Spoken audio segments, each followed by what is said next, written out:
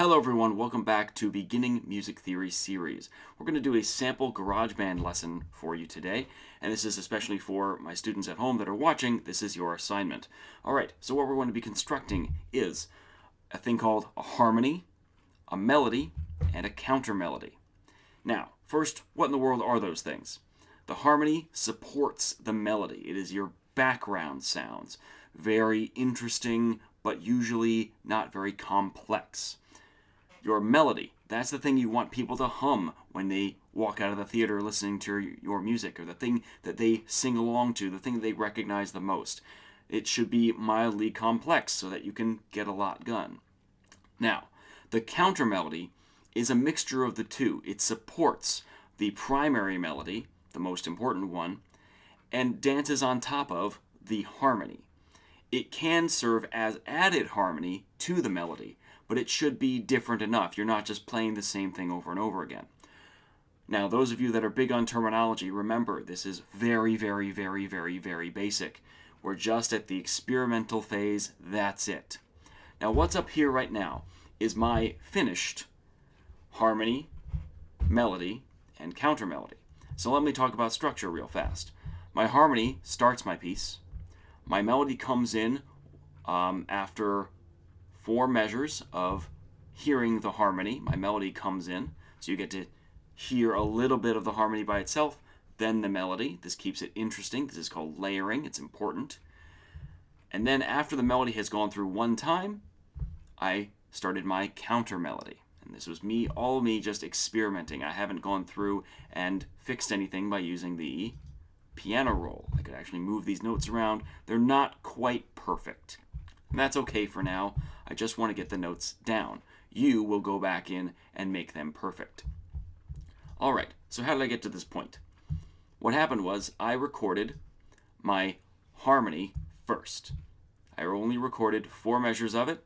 I really liked it. And then I went up here and hovered on the top right corner and I looped it so that I could go for a very long time using that progression. I didn't have to rewrite it every time. Alright, after that happened, I waited 4 measures so the harmony could have its full cycle done. So when it starts looping, then I recorded by improvising my melody using this sound.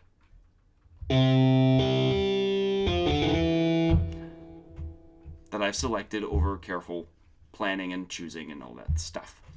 Now, the organic bells I found later because I wasn't pleased with the sound I had before, which is great. You can always go and change the sound that you have into another sound. No problem.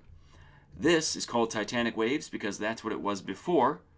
I didn't like the sound of that. I had this one hanging around. I literally clicked and dragged it into this other sound, and I like that sound better. You can do that. If you are not pleased with the sound that you had, but you like the notes, you can change the instrument. You can change it to a new track. You can change the sound for that track. All these things are totally a-okay. Nothing is set in stone when you're recording. Alright, so my process was do the chords, then record the melody, then record the counter melody. Because what I care about in this piece are the chords and how they support everyone. However, if you are in the soundtrack mode or you really want to paint a picture, then you might start with a really long segment. Like I'll take my chords here and I will do something else.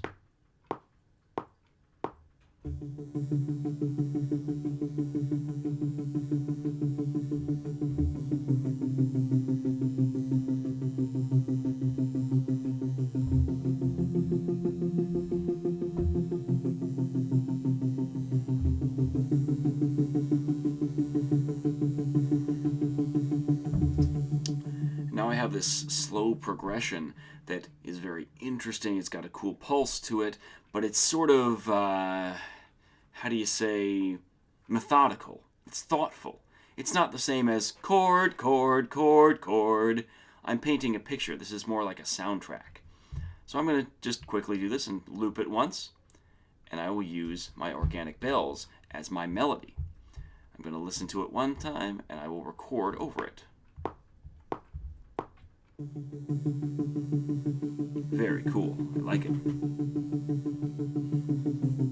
I'm also keeping in mind what notes I was putting down at this time. So there's an F, goes back down to C, settles on D. Okay, those are my notes. So I can work inside those.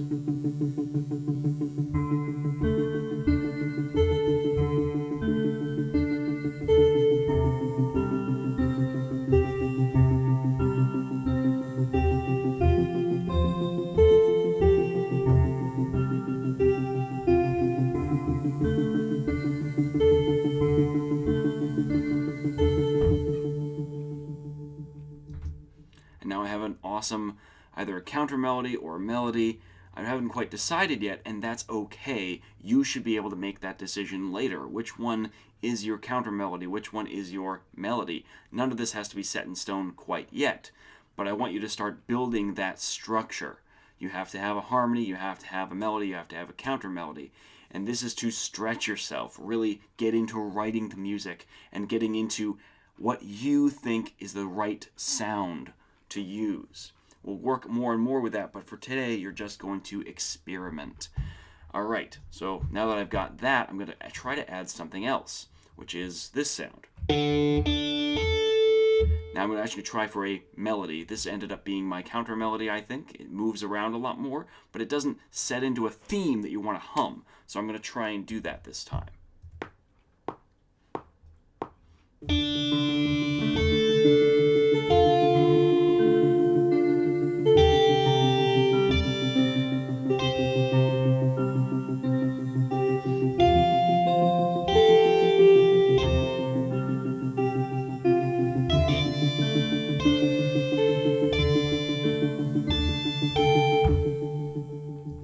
I could add in from that point. I could add more into that spot. I hope you hear it too. This is all I want you to do for this assignment, is to experiment. So when I see you next week, you will have a melody, a counter melody, and a harmony. Now, if you build the structure so it's not just chord, chord, chord, chord, that's okay, but you will have a dedicated part. And a great way to show me that is, instead of this sound, I'm going to double click this and change it to melody. And now I know, for my labeling purposes, this track is my melody. This one will be my counter melody. Now I know its roles. This one will be my harmony. Again, we are just at the experimental stage. I want you to experiment. Experiment with what you're doing. That's it. Play around. That's important. However, what I should not be seeing and should not see in the report, everyone, is you just messing around, deleting everything, and then saying, oh, I didn't get any work done. You have to have something for me next week. You have to have something produced for me next week. It cannot just be, I was just playing around, I don't know what to do. You got to start making those creative decisions. That's the biggest part of composing, and one of the hardest parts, I agree. But you have to make those creative decisions, and you got to stick to them. Otherwise, you're not going to get any work done. Capiche? Capiche. Okay. I'll see you later. I hope this helped, and have an awesome day. Bye-bye.